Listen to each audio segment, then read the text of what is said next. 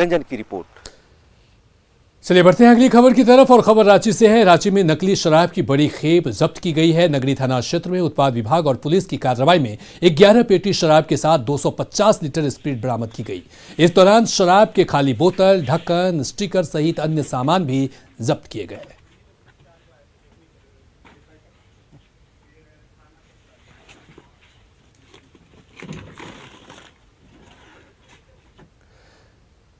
नक्सलियों के खिलाफ झारखंड पुलिस को अब तक की सबसे बड़ी सफलता मिली है। पुलिस ने सरायकेला से 1 करोड़ के इनामी नक्सली किशन दा और प्रशांत बोस को धर दबोचा है।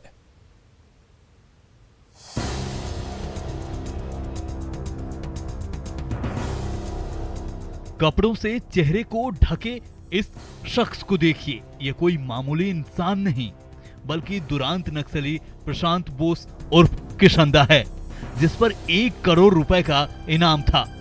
पुलिस ने किशन दा को उसकी पत्नी और 2 सहयोगियों के साथ सरायकेला में धर दबोचा।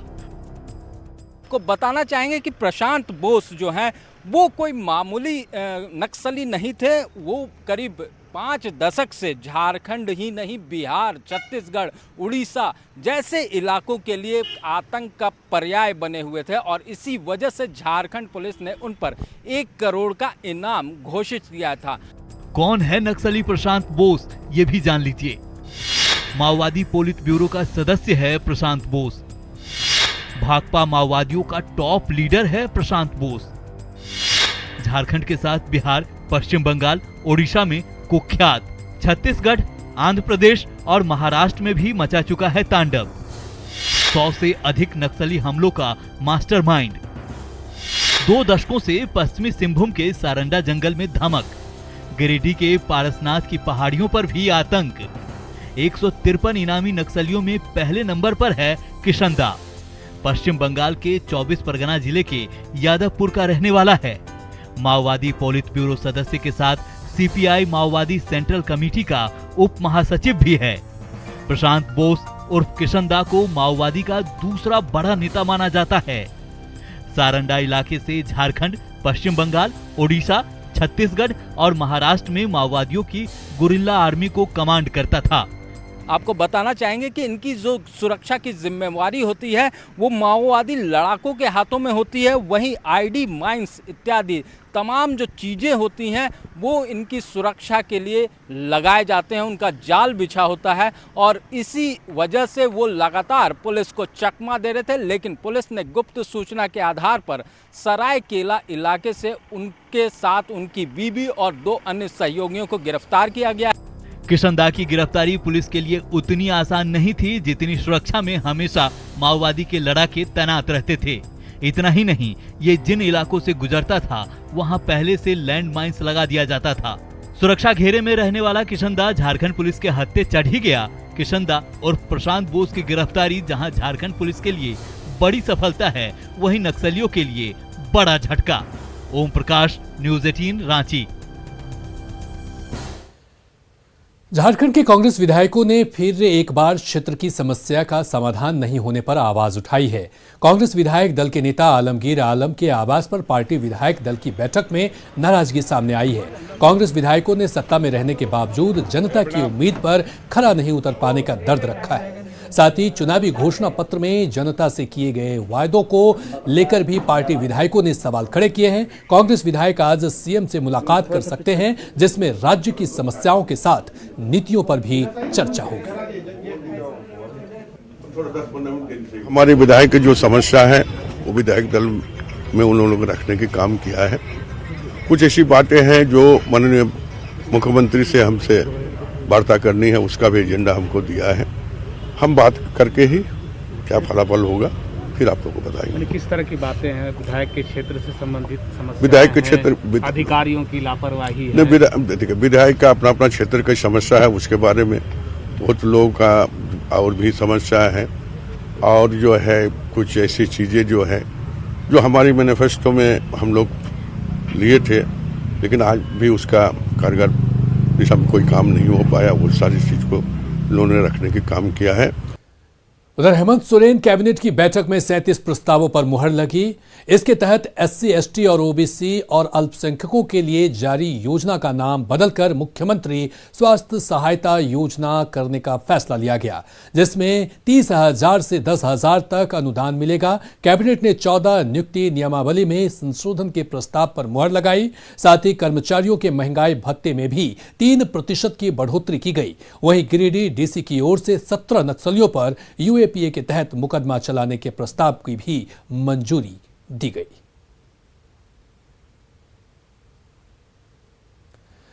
राजधानी रांची में कोरोना वायरस का संक्रमण एक बार फिर दबे पांव बढ़ने लगा है। पिछले 11 दिनों में एक्टिव मरीजों की संख्या 3 गुना बढ़ गई है। रांची में भी सिर्फ 100 मामले सामने आए हैं। पूरे राज्य में 134 नए मामले सामने आए हैं। बताया जा रहा है कि पर्व त्योहार में बाहर से आए लोगों की वजह से कोरोना के मामले बढ़े हैं। हालांकि राहत की बात यह है कि अभी तक इनमें से किसी की स्थिति गंभीर नहीं है।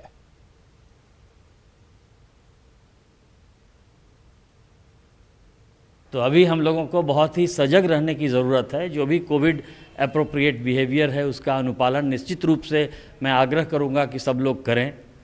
और मुझे ऐसा नहीं लगता है कि भाई केस बढ़ेगा, हम लोग सब उसको नियंत्रण में ले आएंगे। पद्मश्री छुटनी महतो का सरायकेला के बीरबांस में भव्य नागरिक अभिनंदन किया गया।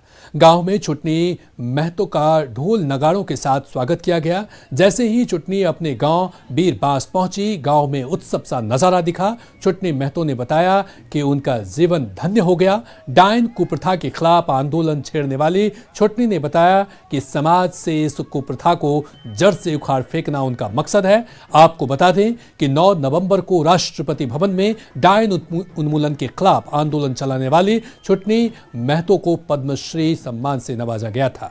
छुटनी को मिले इस सम्मान से पूरे राज्य और खासकर सरायकेला के लोगों में काफी खुशी है। उसी दिन प्रधानमंत्री मेरे को अपने से आशीर्वाद दिया, बोला तुम तो छुटनी महतो झारखंड को हिला दिए हैं और दम से काम करिए, हम आपका साथ हैं। तो उसको हम यही धन्यवाद दिए। आप मेरा, हम आपको सार नहीं कहेंगे, मंत्री नहीं कहेंगे, आप मेरा बड़ा भाई है, हम आपका भाई हैं। क्षेत्र के लिए हम ये कहने जा रहे हैं ताकि अंधविश्वास को मिटाना है, जम से सबको एकता होना है या लड़ाई लड़ना है। रामगढ़ में पतरातू प्रखंड के सौंदा बस्ती पंचायत की तस्वीर बदल रही है। पहले यहां पंचायत में 1.5 एकड़ में फैला तालाब गंदगी और कूड़े से भरा था। वहीं अब ये पंचायत के मुखिया की पहल के बाद साफ सफाई और सौंदर्यीकरण से लोगों के आकर्षण का प्रमुख केंद्र बन गया है। इस खास पहल के जरिए गांव को यहां पर्यटन के मानचित्र पर लाने की कोशिश हो रही है। वहीं युवाओं को रोजगार के मौके भी उत्पन्न करने की योजना है। जब मैं मुखिया बना, ये तालाब अच्छी अवस्था में नहीं थी, यहाँ पे छठ होती थी, तो मैंने संकल्प लिया कि इस तालाब को बेहतर से बेहतर बनाया जाएगा। और मैंने दिन रात एक करके इस तालाब को सुंदर बनाने में अपना महत्वपूर्ण योगदान दिया।